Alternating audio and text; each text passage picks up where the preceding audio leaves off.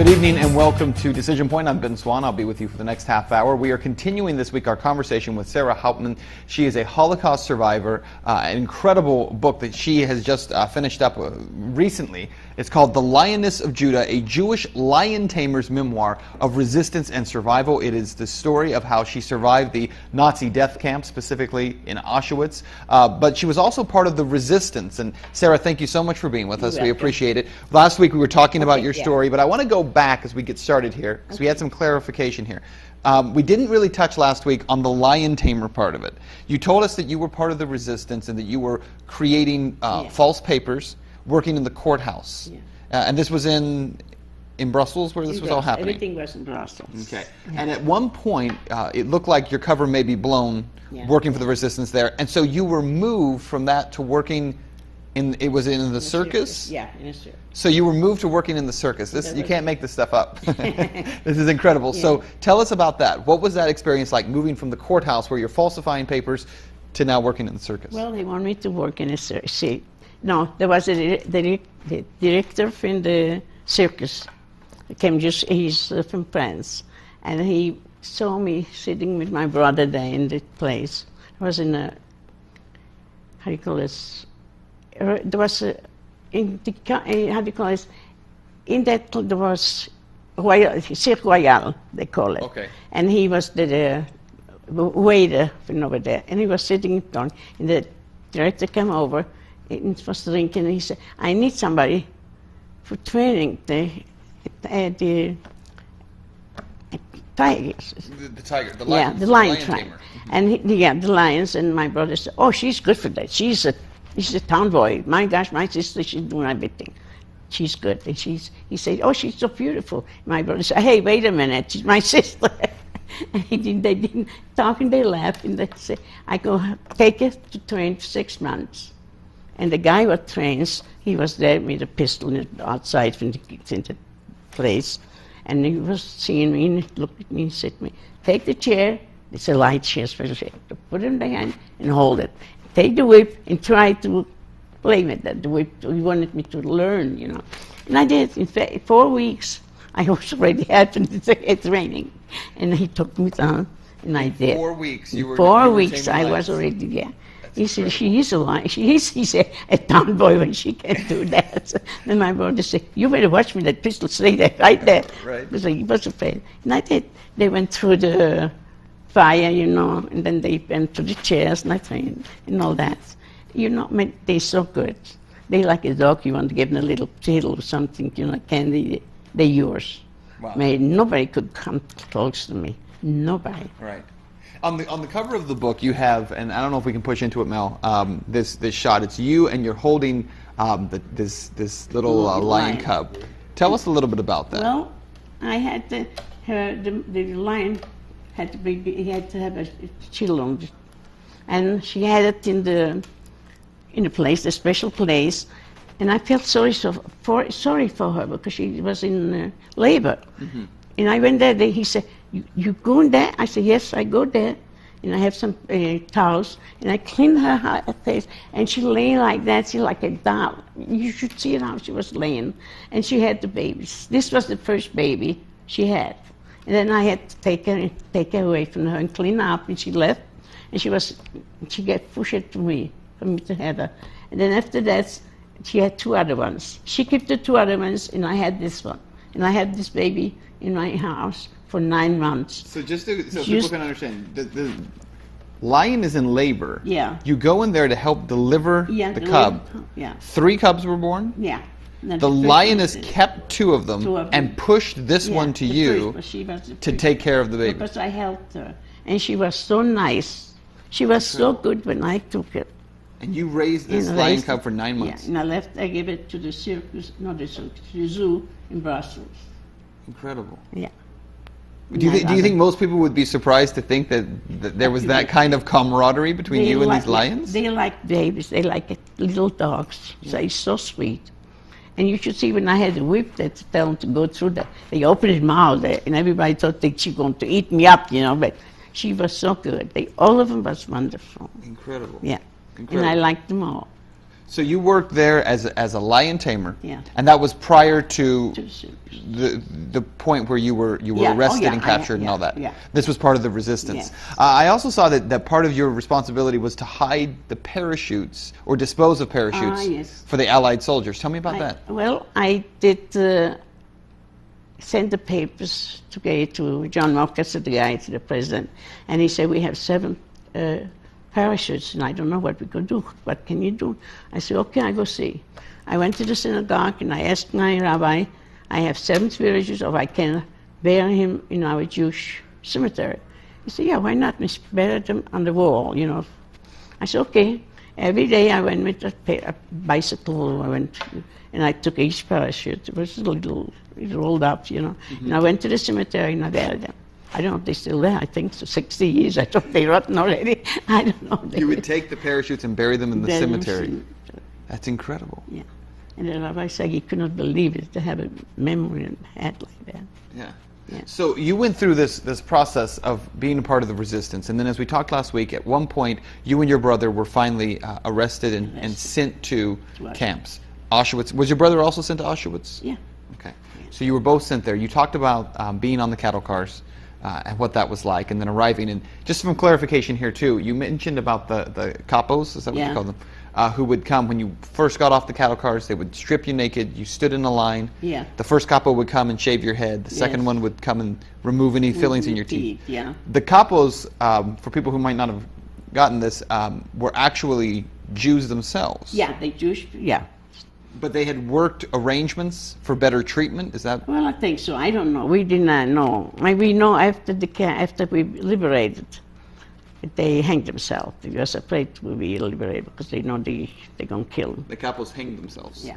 When Auschwitz was liberated. Some of them, yeah. They were harsh. Yeah. With their Jewish brothers and sisters. Oh yeah. We didn't have a chance to let them out. Mm-hmm. They all be killed. Yeah. Tell me about when you were first. You said that there were thousands of people who were brought there to the camp, and only 19 in your group. Yeah. Went actually into the camp. The rest into the gas chambers. Into camp, yeah. Children, you said, were sent to the gas chambers immediately. Children, elderly people. Every one of them was crippled. Or didn't have a little thing, but this doesn't look good. They took him. Anyone who they was select, not... they select one after the other. Mm-hmm. Yeah. And so they were very specific about who they selected. I was a nice, good-looking kid. Is that why you survived? That's what I think I was survived. You were sent into the camp because you were an attractive woman. I think so. Because there's really no other explanation. Why else be chosen? That's right. When you went into the camp, what was some of what took place there? Because we understand, of course, that this was the camp. We went to the barrack, and there was a lot of people, even in the barrack, the capo there. She was a capo too. They always fighting, I think they did because maybe they want to save themselves. They thought we never go in, we'll go out. What? After they find out that they can't, they lose. Mm-hmm. They kill themselves, some of them, Mm-hmm. We had toilets for people, even people threw themselves in the toilet because they couldn't live, they couldn't lay in there and wait for Mengele to hit them with the boots and all that, the doctor. And the mothers, what we have, they gave the children away to the elderly people. They didn't know that they went to the gas chamber. We went to the barracks and the parents, the mothers, find out that they went to the gas chamber. They went to the electric wires and they killed them. So, oh wow, yeah, they didn't want it to live because the babies. Because their babies were being killed. Yeah. So a lot of the mothers either sent themselves. You said to the gas chambers. They went themselves. No, they didn't went to. Or they would kill electric wires. What we had. Oh, they would grab the wires. Yeah. Because it was electrified. Oh yeah. Around the camp. Yeah, sure. So there was a high level of suicide. Would you say? Yes. Within the camp. Yeah. And for those of you who did not commit suicide, we're alive. We're here. You're alive there, suffering daily, starving. They starved you all the time. All the time.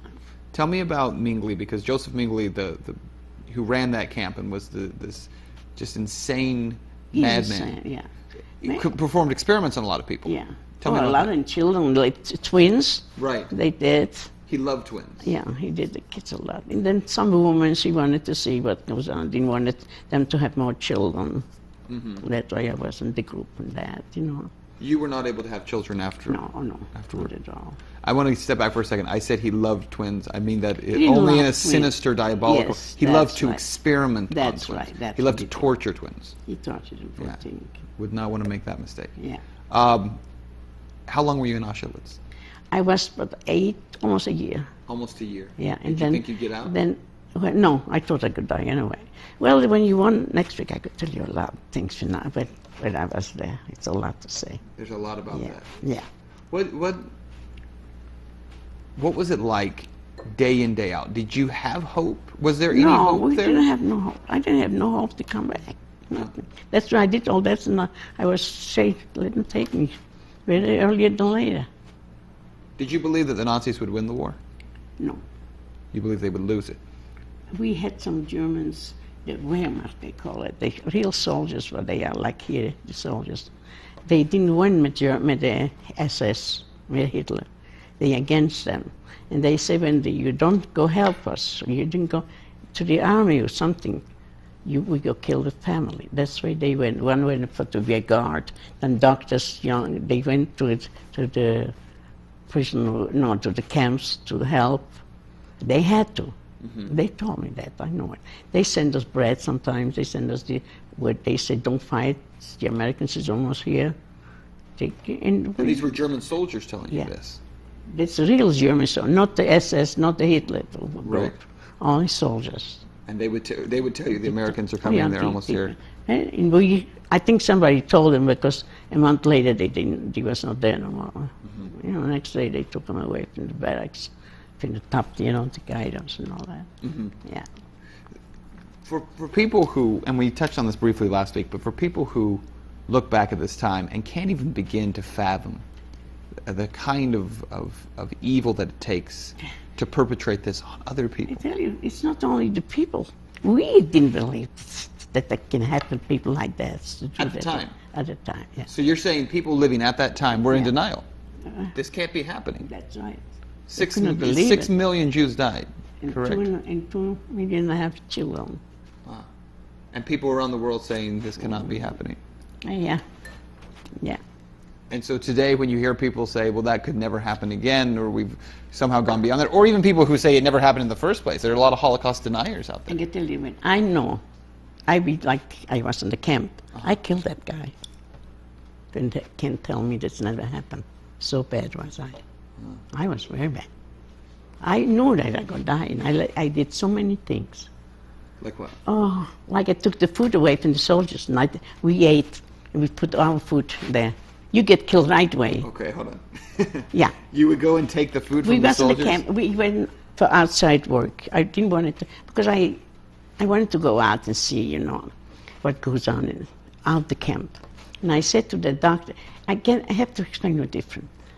I was in Nuremberg. This was not in Auschwitz. I was in Nuremberg, in Dachau. Okay. We went out to work. I went out to work. We came to Auschwitz, and we went to the Dachau. And we was eating, you gave us, you know what we ate? No. Peeled potatoes, okay. the pills, grass, stones, everything was in our warm soup. So you would eat potato peels? Peels. Not the potatoes themselves? No, the potatoes I ate. Okay. And we came in, it was 11 o'clock we came in, and 12 o'clock we had that soup. I eat, and there's a little boy came in front of me. I don't know if there was a boy or a kid. A big head, a little body, and skinny legs like that. He stays in front of me and he said, I'm hungry. Well, I was a mother of children. I know what hungry children is. I gave him my soup, and I said, go away, and don't say who gave it to you, because I know from Auschwitz what went on. And don't say it's okay. 3 o'clock, rouse, everybody rouse from the bags, and scream, not like I did. We went out. One of the Hungarian little girl, not little, a woman, went to tell the Germans that I did that, and I gave the food away. Okay? We stay, the things with the little boys, we stay outside, but I gave them the food, nice. Our barrack went out. And the SS goes around with 2 couples, with the whips for like the police has, the little whips. The whips. Uh-huh. Yeah. and goes back from one place to the other. Who gives the food away? So you were. I was the one where they gave the food away. You gave the food to the little boy, and a Hungarian woman went and told the guards that you gave the food away. Yeah. So now they've lined everyone up, and they have a whip asking who did it. And I saw that little in Dachau, they hang the people. It's not how do you call it? To kill you, how do you call it? Execute. That's only this. Every camp has different, Okay. And I was afraid they're going to tell them. I said, well, I'm ready to go anyway. I was sick and tired of seeing what goes on and all that. And I said, I did it. I speak good German. And he said to me, what do you mean you did it? Yes, you can get it, he said, and throw it away and not to give to nobody else. I said, no, you gave it to me and I go get it. I go get every one of them. And I know what hunger is because you made us to be hungry like that. And I do it. He said, okay. There was a table with a hole in the middle. It's in the book too. You can see it, it's true. And he said, okay, you could get 25 on your behind. I said, oh yeah? Count. I said, no, the hell with you, excuse me. You can't. If the two of them you give me, I'm dead already. I'm faint. Right. I don't feel no more. And when you have to count, you can't till he kills you. And somebody told me, one of the guys. And I fell down. I didn't know what happened. They took me to the room. It's a hospital. One room and two chairs. Okay, so you'd let him know that you were going to do this. Yeah. And so he said they were going to whip you. They didn't 25 times? They told me they can whip you. They put me right there to the table. They wanted you to count. Yeah, for me to count. And you refused? I know I refused. I said yes. So did they whip you? Oh, yes. And you passed out? I passed out. Okay. They took me to the clinic there, to the room there. And that little doctor was there, but he didn't take nothing from the Germans. He didn't want nothing to do. And he's a doctor. He has to help. And 3 days I was there. I didn't know what happened. After 3 days, he said to me, he put some alcohols on me all day. There was big spots with blood in there on the bottom. About 3 or 4 of them, I think. And he put some alcohol. It was all right. And then he said, how about to stay here? I said, no. What can I do here? He said, well, you see somebody, you give them a piece of sugar and they think it's a pill or something, and that's it. I stayed there for 1 day, 2 days. And I see somebody, a little boy, 2 little boys, staying there and crying. In full with blood, they raped them. I don't know who did it. We didn't know nothing. I think the couples were, that's all. And they raped him, and he's crying, and he's full with blood. And how old were the boys? But I don't know. We don't know if he's a little boy or he's a man. And you said they had been raped? Yeah, because it was full with blood. And I said, oh no, I cannot stay here. That's not for me. I have children. I cannot see that. You can't watch this. Watch him. I said to him, I want to get out. He said, why here? You sure you can stay till the end of the war? I said, no, I cannot stay there. I cannot see that. He said, what can I do for you? I said, I like to work outside, and I like the night.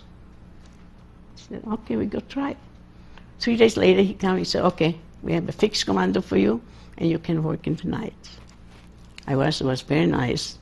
And that girl, what she said that I did it, she went to work. I didn't even know her. I didn't know that Hungarian woman or a girl. And they killed her. The Germans alone killed her because she was dead, yeah. Wow. And I didn't know it. When in the camp, they told me that. And we stayed at the camp. It was nice. Nights we went with the lights, what's called singing, so they worked for them, and they sing to the Germans. And it was nice. All of a sudden, some of them say to us, the Americans are coming. Don't fight, don't say nothing. We go and be liberated. And I said to the girls, one little boy was there, and he had his thumb full with past and all that, and they went to here. When the Germans see this, they kill him. And he went there and he started crying. He was 17 years, he came from France, 17 years old. And he said, my friend, my girlfriend, the 7 girls we was left, she said, go to Sarah, she go tell you. Her name was Frida. He came, he said, can you help me? My 3 brothers died and I want to live. Please help me. I said, what can I help you? Mm-hmm. He said, well, I can help. I want one thing to show me. I said, oh my God, what can I do? I said to him, I can take the thumb out. What was wrong with his hand? He was told me to pass me to something abscess and all that. Oh, okay. I don't know what kind of sickness he had. Right. And all this was blue already when the, it finished. I say, one thing I can do is nothing else, to cut that and let everything getting out. Just drain it out. Draining out. Mm-hmm. And I cut it, he didn't feel it because it was already full with that thing. And he said, oh, and it was free from that pain that he had. And I said, okay. I called Fried and I said to him, go to the corner there and pee on it. Yeah. He said, what? I said, go and pee on it. Because I didn't have nothing to clean it. And this is not sterilized, and this is good. And I said, come back. And I got tied it up with little wires, the skin for not to get through. And I did it, and I put a bandage on, and I said, go away for not the Germans to see what you'd have. He went away, I never see him. Till I went to liberate, or I'd go to it next time. And it's finished. He went away. I said to the girls, you know what? I'd like to see what kind of food they have, because they had the bells and milk bells. We have 2 of them, and they have 2. They had it close to the office.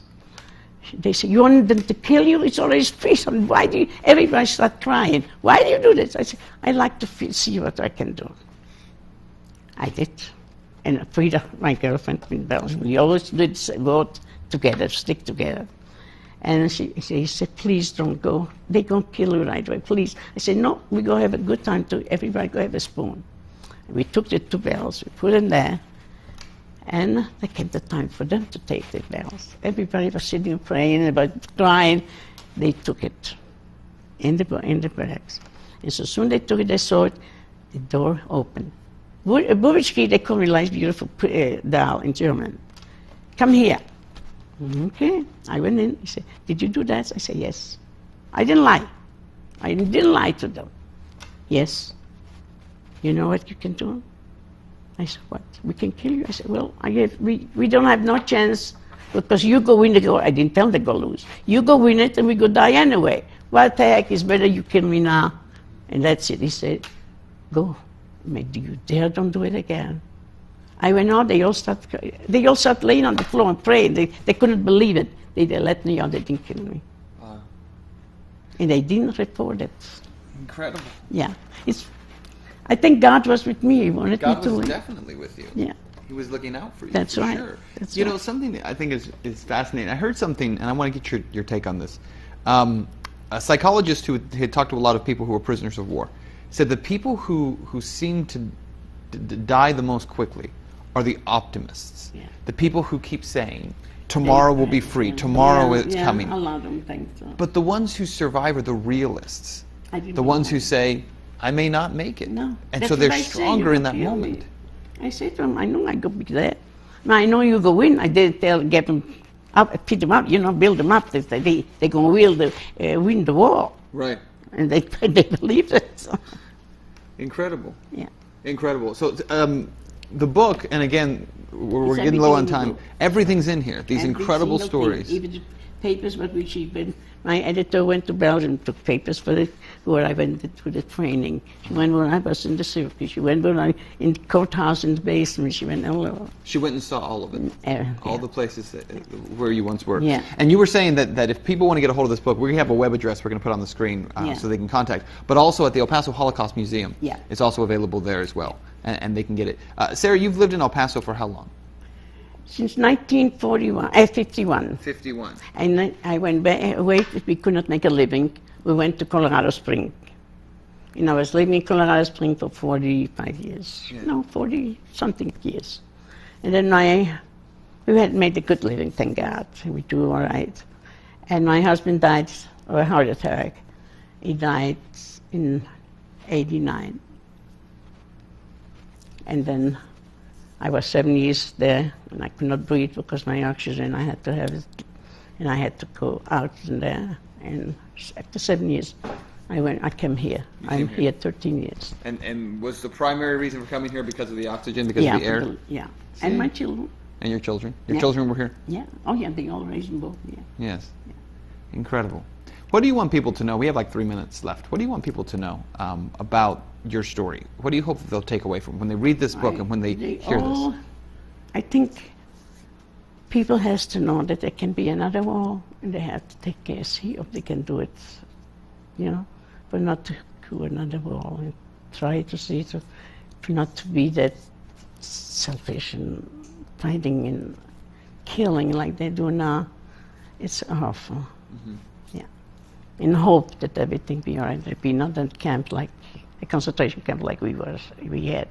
Another Holocaust? Could it happen? No, I hope not. But it could. Yeah. And if people stop believing that it could, it's probably the best time for it to happen. Yeah. Sara, you're an amazing woman, and it's certainly my privilege to be able to talk with you. Again, the book is called The Lioness of Judah. We hope that you'll get a copy of it, and again, the information's on your screen, and find out much more about her life, her story. I still can't get over the fact that you delivered the lion cub and raised it for 9 months. What an amazing woman that you are. So thank you so much for being with and sharing with us. We appreciate it. And thank you for tuning in. We'll see you back here next week. Until then,